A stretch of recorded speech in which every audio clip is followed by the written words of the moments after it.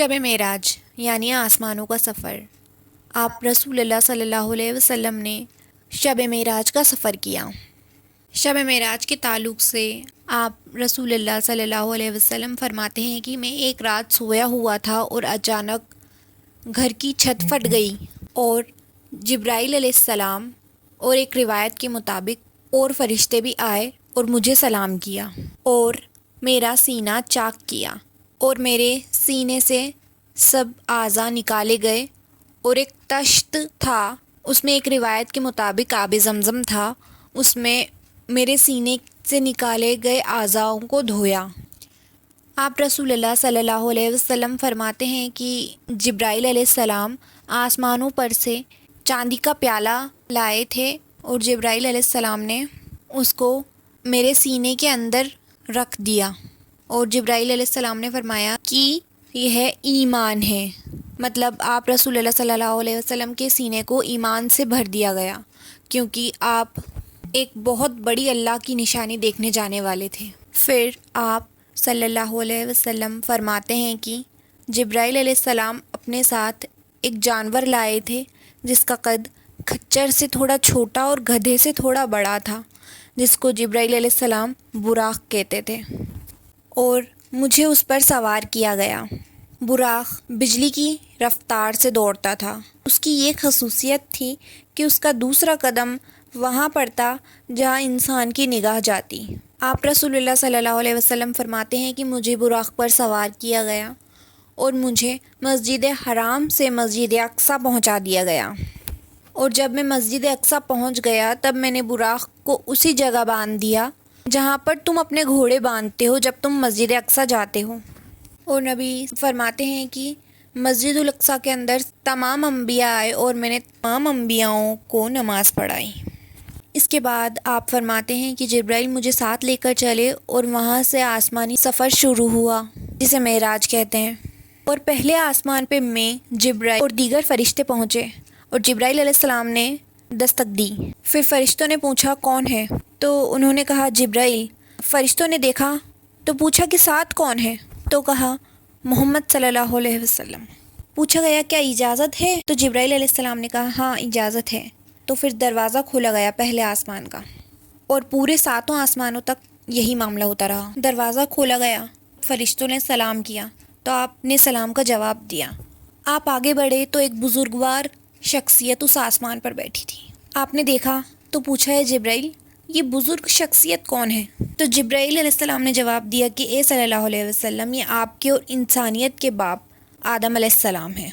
آپ صلی اللہ علیہ وسلم فرماتے ہیں کہ وہ ایک بزرگ شخصیت تھے اور میں نے دیکھا، میں ان کے نزدیک گیا، میں نے سلام کیا تو آدم علیہ السلام نے کہا اے پیارے بیٹے خوش آمدید۔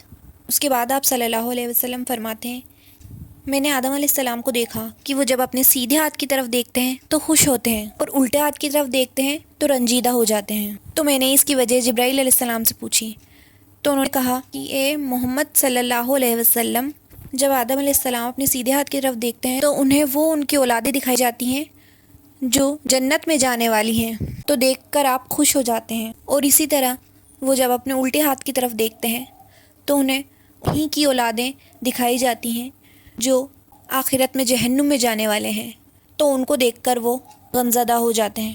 تو آپ صلی اللہ علیہ وسلم نے پوچھا کہ اے جبرائیل، آدم کی اولادوں میں سے کتنے فیصد جنت میں جانے والے اور جہنم میں جانے والے ہیں؟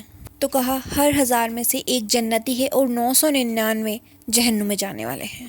آپ صلی اللہ علیہ وسلم فرماتے ہیں کہ پھر مجھے دوسرے آسمان کی طرف بڑھایا گیا، اور جب دوسرے آسمان پہ پہنچا تو پھر سے دستک دی گئی۔ تو پھر فرشتوں نے پوچھا کہ کون؟ تو کہا جبرائیل۔ فرشتوں نے پوچھا کہ ساتھ کون ہے؟ تو کہا کہ محمد صلی اللہ علیہ وسلم۔ پوچھا کیا اجازت ہے؟ تو فرمایا کہ ہاں اجازت ملی ہے۔ پھر دروازے کھولے گئے، فرشتوں نے آپ کو سلام کیا۔ آپ فرماتے ہیں کہ دوسرے آسمان پر میں نے 2 شخصیتوں کو دیکھا، تو پوچھا کہ اے جبرائیل یہ شخصیتیں کون ہیں؟ تو جواب دیا کہ اے محمد صلی اللہ علیہ وسلم، ان میں سے جو ایک ہے وہ یحییٰ ابن زکریہ ہیں، اور دوسرا بتایا گیا کہ عیسیٰ ابن مریم علیہ السلام ہیں۔ ایک روایت میں ہے کہ آپ صلی اللہ علیہ وسلم نے فرمایا کہ جب آپ نے ان کو دیکھا عیسیٰ علیہ السلام کو، وہ ایسی کیفیت میں تھے کہ ان کے بال ہلکے ہلکے بھیگے ہوئے تھے اور آپ کے بال کاندھوں تک تھے اور ان میں سے پانی ٹپک رہا تھا جیسے انسان نہا کے باہر نکلتا ہے۔ پھر آپ صلی اللہ علیہ وسلم فرماتے ہیں کہ میں آگے بڑھا اور دونوں نے مجھے سلام کیا اور میں نے ان کا جواب دیا۔ کچھ روایتوں میں ہے کہ رسول اللہ صلی اللہ علیہ وسلم نے سلام کیا تھا اور ان نبیوں نے جواب دیا تھا، اور کچھ میں یہ ہے کہ انہوں نے سلام کیا تھا اور آپ نے جواب دیا تھا۔ انہوں نے سلام کے بعد ملاقات کی ان دونوں نبیوں سے اور آپ صلی اللہ علیہ وسلم کو تیسرے آسمان کی طرف لے جایا گیا۔ جب تیسرے آسمان کی طرف بڑھے تو آپ فرماتے ہیں کہ پھر وہی مرحلہ ہوا، دستک دی گئی اور فرشتوں نے پوچھا کہ کون ہے؟ فرمایا محمد صلی اللہ علیہ وسلم ہے۔ تو کہا کہ اجازت ہے؟ فرمایا ہاں اجازت ہے۔ جب میں اس آسمان پر گیا تو میں نے ایک بہت ہی خوبصورت انسان دیکھا، تو میں نے پوچھا اے جبرائیل یہ کون انسان ہے؟ تو انہوں نے کہا کہ یہ یوسف ابن یعقوب علیہ السلام ہے۔ آپ صلی اللہ علیہ وسلم فرماتے ہیں کہ یوسف علیہ السلام کو اللہ تعالیٰ نے دنیا کی خوبصورتی کا ایک بڑا حصہ دے رکھا تھا، اس کا مطلب وہ بہت ہی خوبصورت تھے۔ آپ نے یوسف علیہ السلام کو دیکھا، ان سے سلام ہوا اور آپ کو چوتھے آسمان کی طرف لے جایا گیا۔ جب چوتھے آسمان پر پہنچے تو بھی وہی مرحلہ ہوا، دروازے کھولے گئے۔ پھر وہاں ایک شخصیت کو آپ نے دیکھا، آپ نے پوچھا اے جبرائیل یہ کون ہے؟ تو جبرائیل علیہ السلام نے جواب دیا کہ یہ ادریس علیہ السلام ہے۔ آپ صلی اللہ علیہ وسلم کی وہاں ادریس علیہ السلام سے ملاقات ہوئی، سلام کلام ہوا اور وہاں سے پانچویں آسمان کی طرف ان کو لے جایا گیا۔ جب پانچویں آسمان پر پہنچے تو بھی وہی مرحلہ ہوا اور دروازے کھولے گئے۔ پھر آپ صلی اللہ علیہ وسلم نے ایک شخصیت کو دیکھا تو پوچھا اے جبرائیل یہ کون ہے؟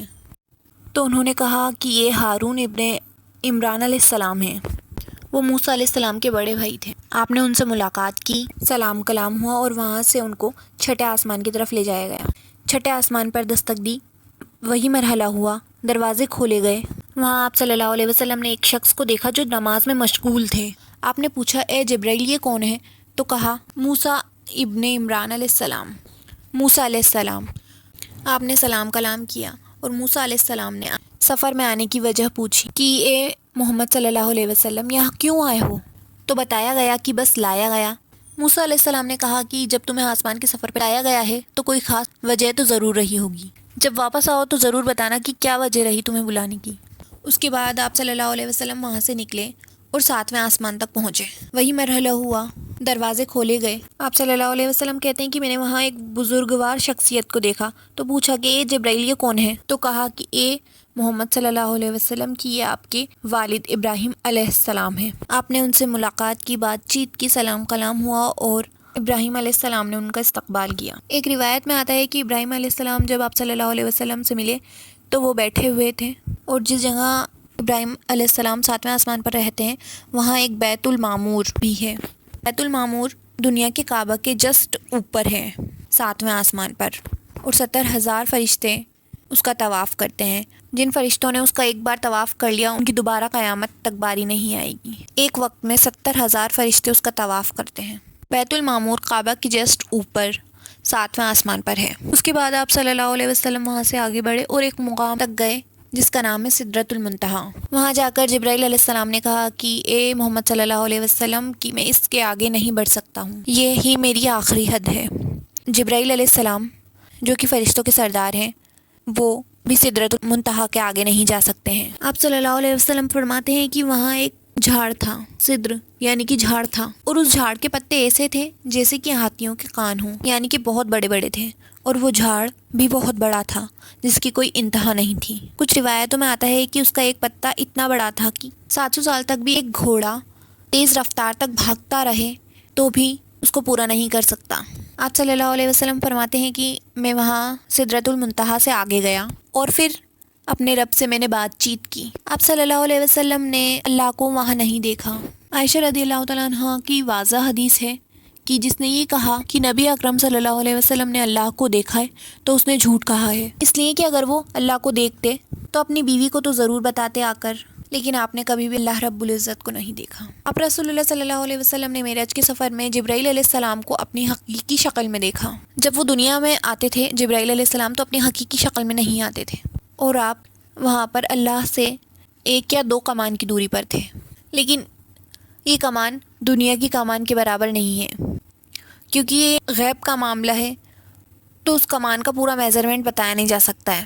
آپ صلی اللہ علیہ وسلم نے اللہ تعالیٰ سے کلام کیا، پھر ایک آواز آئی، آپ رسول اللہ صلی اللہ علیہ وسلم کو وہاں 2 تحفے دیے گئے۔ اس میں سے پہلا تھا کہ آپ کو سورۃ البقرہ کی آخری 2 آیتیں دی گئیں۔ آپ رسول اللہ صلی اللہ علیہ وسلم فرماتے ہیں کہ اگر کوئی شخص سورۃ البقرہ کی آخری کی 2 آیتیں پڑھ لے تو اس کے لیے یہ کافی ہو جاتی ہیں، مطلب جنت میں جانے کے لیے یہ 2 آیتیں کافی ہیں اس مومن کے لیے جس نے ان 2 آیتوں کو پڑھا ہے۔ آپ صلی اللہ علیہ وسلم ہر روز رات کو سونے سے پہلے ان 2 آیتوں کو پڑھتے تھے۔ اور اب باری آتی ہے دوسرے تحفے کی۔ جو دوسرا تحفہ تھا وہ سب سے اصل تھا، اور وہ تحفہ تھا نماز کا تحفہ۔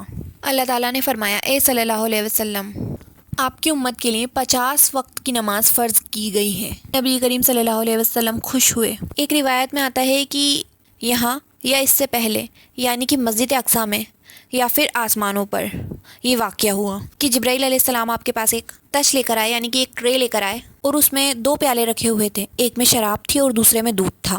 اور جبرائیل علیہ السلام نے کہا کہ آپ پیجئے، تو رسول اللہ صلی اللہ علیہ وسلم نے دودھ کا پیالہ اٹھایا، تو جبرائیل علیہ السلام نے کہا کہ آپ نے فطرت کو چنا، اگر آپ شراب کا پیالہ اٹھا لیتے تو آپ کی امت گمراہ ہو جاتی۔ لیکن یہاں یہ بات دھیان رکھنے کے لیے ہے کہ جب یہ واقعہ ہوا تھا اس وقت تک شراب حرام نہیں ہوئی تھی۔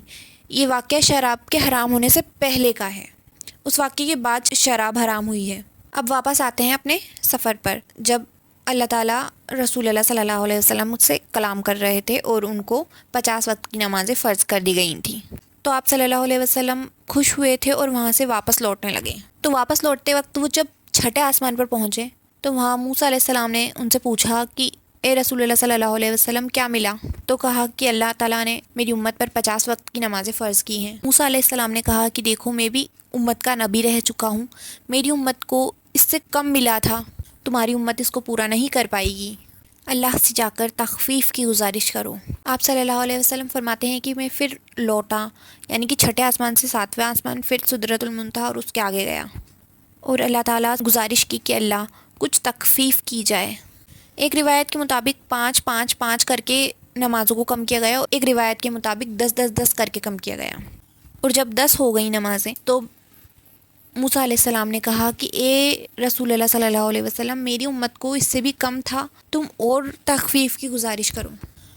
آپ صلی اللہ علیہ وسلم تھوڑا ہچکچائے، لیکن پھر گئے اور پھر گزارش کی اللہ سے، اور پھر ان 10 نمازوں کو 5 نمازیں کر دیا گیا، اور پھر آپ واپس آئے اور موسیٰ علیہ السلام سے ملے۔ موسیٰ علیہ السلام نے کہا میری امت کو اس سے بھی کم تھا، اور جو باتیں ہم کو توریت کی روایتوں سے آج ملتی ہیں اس کے حساب سے موسیٰ علیہ السلام کی قوم کو 3 ٹائم کی نمازیں فرض تھیں۔